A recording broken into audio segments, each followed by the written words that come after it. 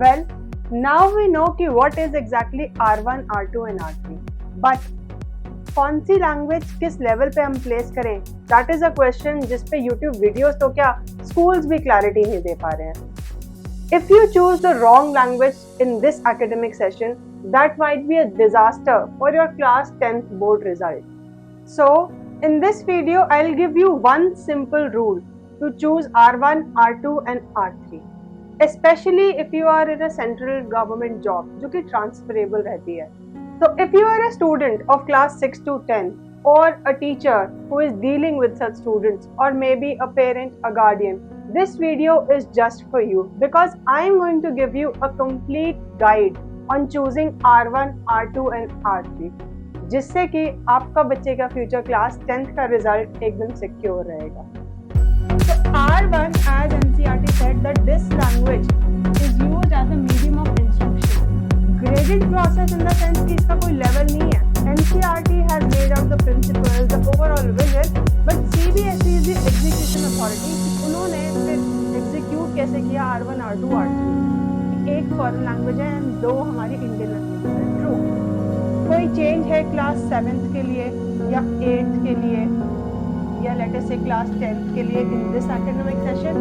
My answer is a clear no. So let us begin with the video without any further delay. As I said, I am going to give you a complete guide on choosing R1, R2 and R3. And ये एक ऐसी video है which is going to be highly beneficial for your basic understanding कि हम लोग R1 में किस language को रखें, R2 में किसको and R3 में किसको.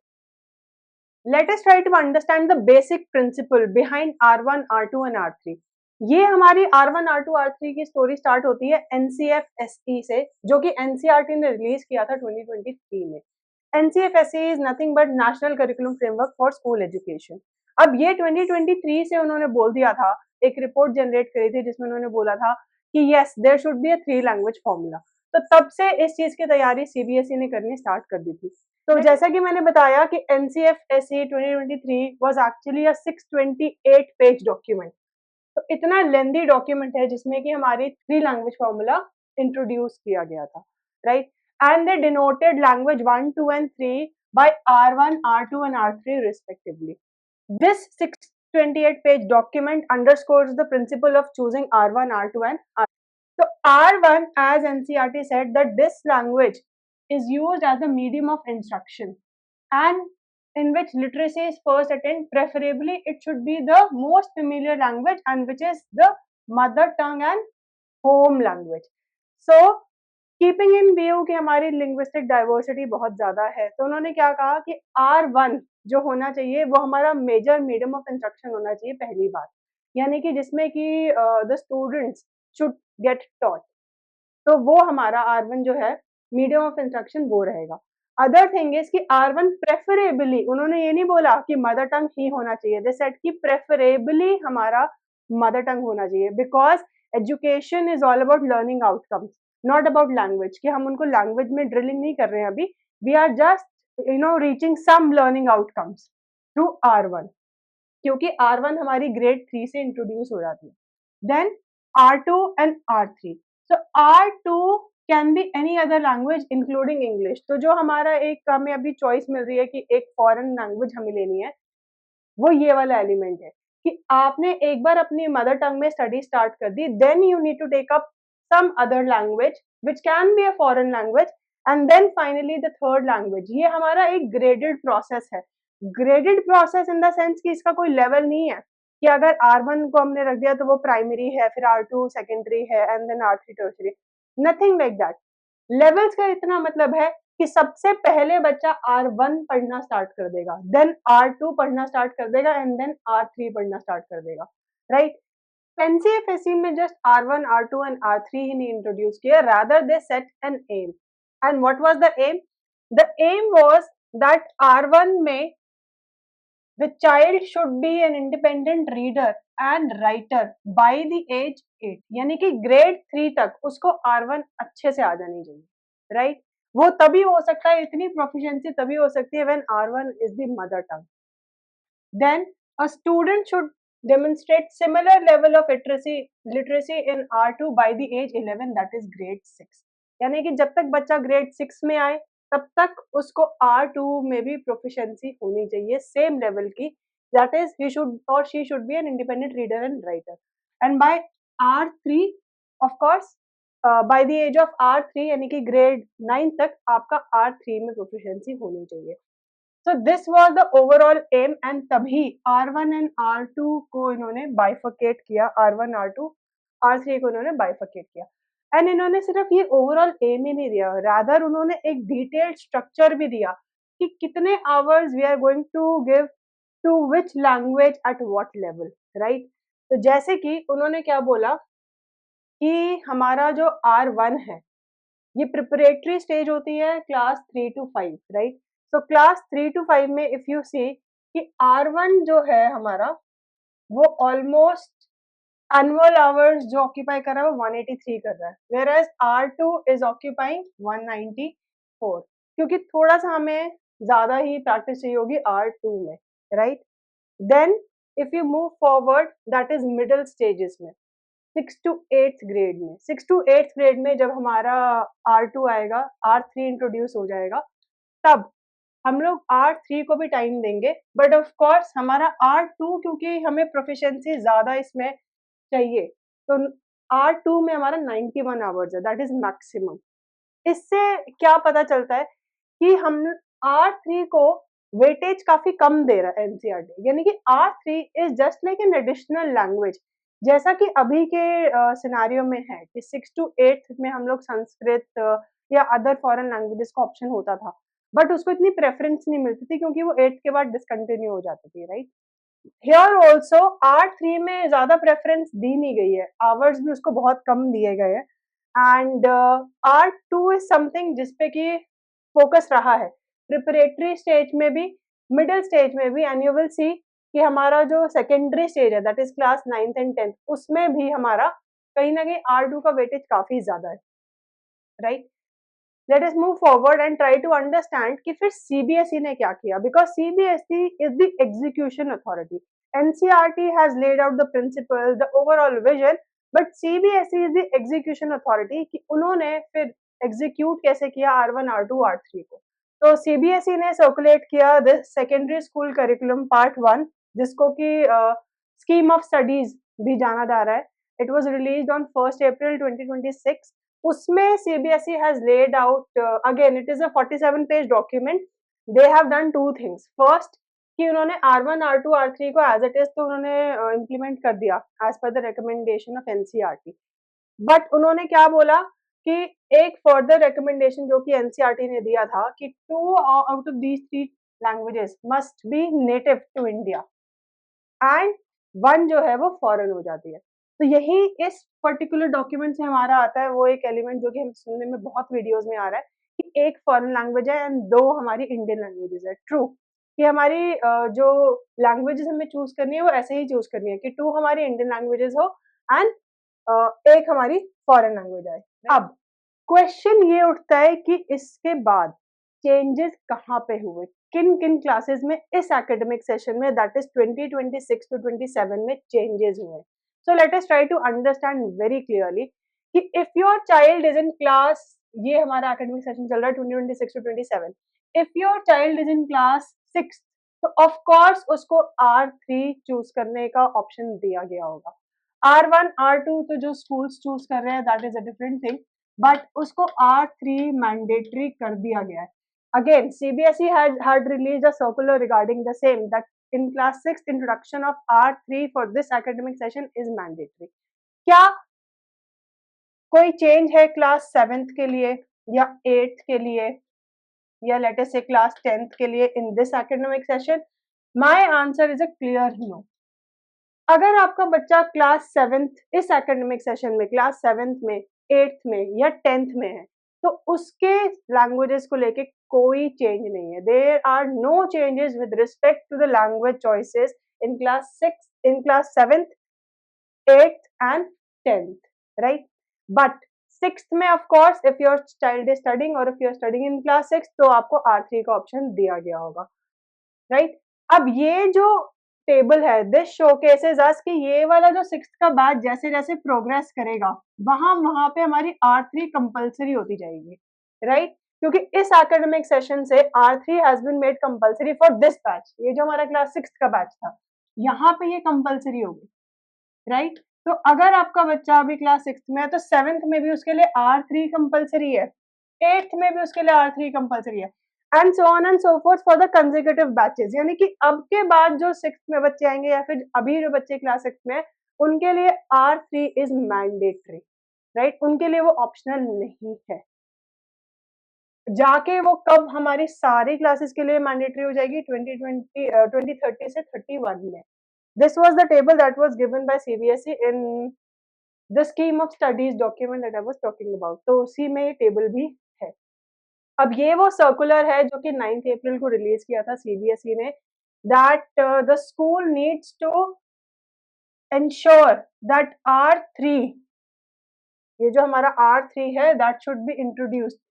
The scheme of studies 2026 has been released by CBSE and R3 is being implemented from class 6 2026 to 27.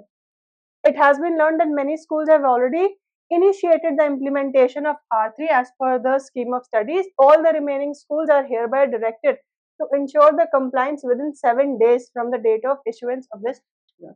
तो यानी कि R3 की जो हमारी कंपलसरी लैंग्वेज है वो ऑफ कोर्स सीबीएसई ने 1 अप्रैल को ही बोल दिया था, 1 अप्रैल को ही बोल दिया था in the scheme of studies. 1 अप्रैल 2026 को बोल दिया था in the scheme of studies, जो कि उन्होंने दिया था that R3 is compulsory for class 6। मैं बार बार बोल रही हूँ कि अभी सिर्फ क्लास 6 के लिए मैंडेटरी है R3 और किसी क्लास के लिए नहीं है, राइट?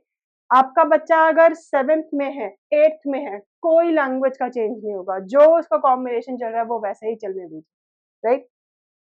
9th में हमें क्या चेंजेस मिले? तो जैसे कि मैंने बताया कि हमारा जो 6th का था वो उसके लिए तो कंपलसरी कर दी गई है R3, उसके लिए R3 is compulsory, right?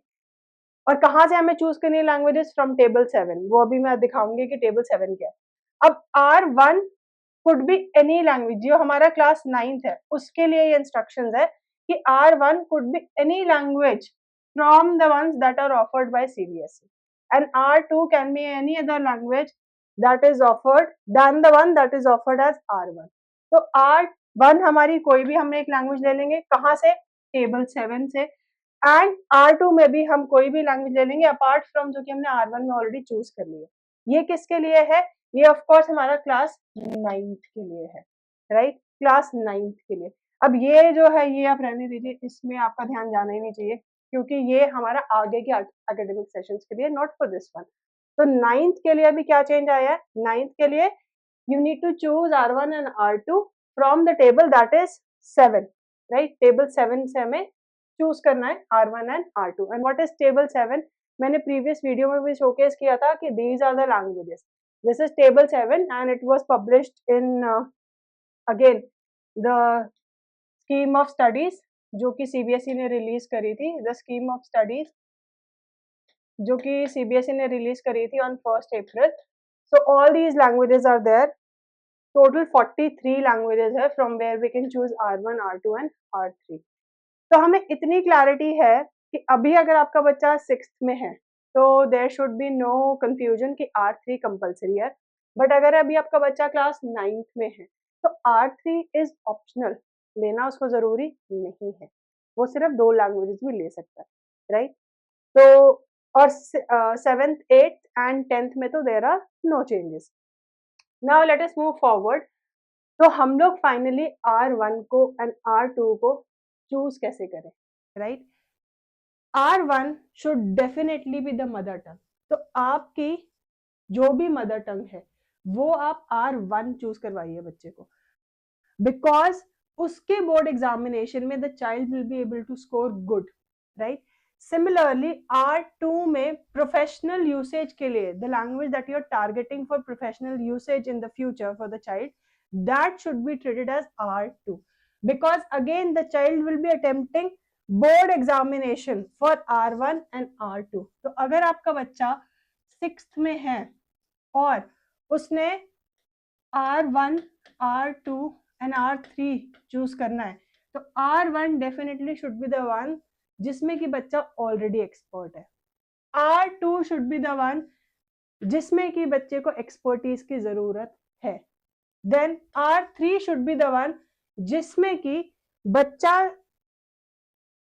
Aware तो है लैंग्वेज को लेके बट उसको थोड़ा सा पॉलिशिंग चाहिए, तो that could be regional language, क्योंकि ये हमारी कंपलसरी हो जाएगी 2029 टू 30 से। क्लास 6 के लिए अभी कंपलसरी ही है, राइट। और इसका जो है कोई बोर्ड एग्जामिनेशन नहीं होगा। जब आपका बच्चा 6 से 10th में पहुंचेगा, that student will not give any board examination of R3, सिर्फ एक स्कूल बेस्ड असेसमेंट होगा R3 का, राइट। तो आई वुड सजेस्ट कि जो हमारा R3 होना चाहिए वो एक रीजनल लैंग्वेज होनी चाहिए, जिसमें कि we do not have to be worried कि हमें जब हम अपना चेंज करेंगे स्टेट तो उसका क्या इफेक्ट पड़ेगा, क्योंकि एक सिंपल स्कूल बेस्ड असेसमेंट होगा वो, उसका कोई बोर्ड एग्जामिनेशन नहीं होगा centre based. So of course it is going to be an easy one for the child to crack. तो R1 एंड R2 में आपको क्या रखना चाहिए? R2 में तो आई वुड स्पेसिफिकली सजेस्ट कि आप इंग्लिश रखिए। R1 में वन लैंग्वेज जो कि बच्चा शुरू से पढ़ता आ रहा है, it can be Hindi, it can be anything from the table जो कि हमें टेबल 7 दिया गया है, राइट। तो हिंदी हो सकता है, अगर आपको अपना कोई और लैंग्वेज रखनी है जैसे कि आपको कन्नड़ रखना है तो आप वो रखिए। But let us not forget the fact कि if you choose R1 as Kannada, then your child has to attempt board examination in Kannada in class 10th। तो अगर आपका बच्चा क्लास 6th में है और आप चाहते हैं कि उस पर्टिकुलर लैंग्वेज में बच्चा बोर्ड एग्जामिनेशन दे, तब तो आप उसको R1 एंड R2 की स्लैब में रखिए। इफ नॉट देन आप उसको R3 के स्लैब में रखिए, क्योंकि R3 लैंग्वेज का सिर्फ एक स्कूल बेस्ड असेसमेंट होगा, कोई बोर्ड एग्जामिनेशन नहीं होगा।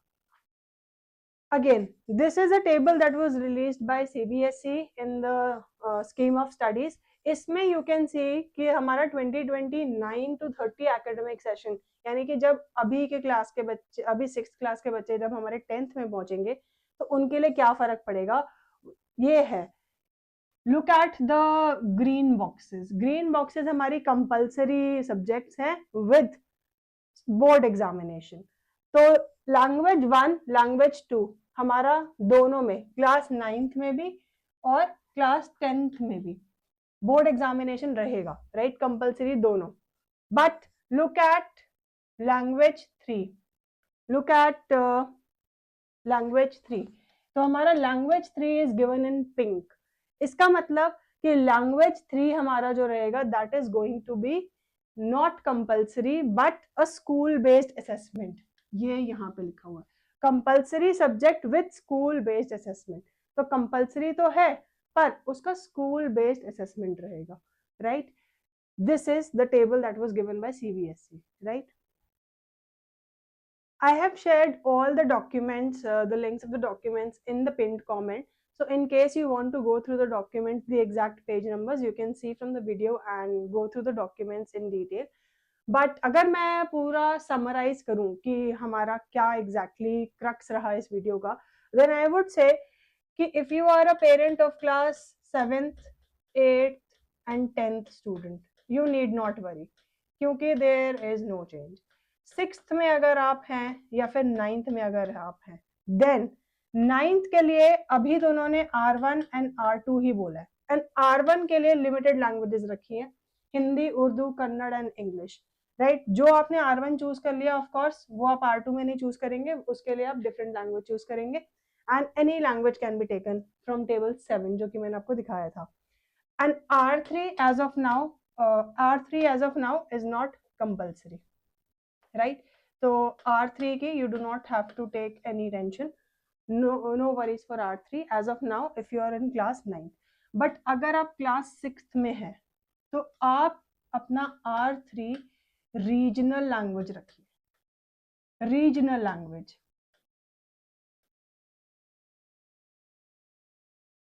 राइट। क्योंकि स्कूल बेस्ड असेसमेंट होगा, उसमें स्कूल बेस्ड असेसमेंट होगा। तो आपको R1 और R2 वो सेलेक्ट करना है जिसमें कि आपका बच्चा बोर्ड एग्जामिनेशन दे पाए एंड अच्छा स्कोर कर पाए. I hope I was able to impart some clarity on the selection of R1, R2 and R3 for all the classes right from class 6th to 10th. If you liked the video, give it a thumbs up, share it with your colleagues, friends, other parents so that they might also benefit out of it. And of course, subscribe to my channel Fit the Lit for more such educational updates.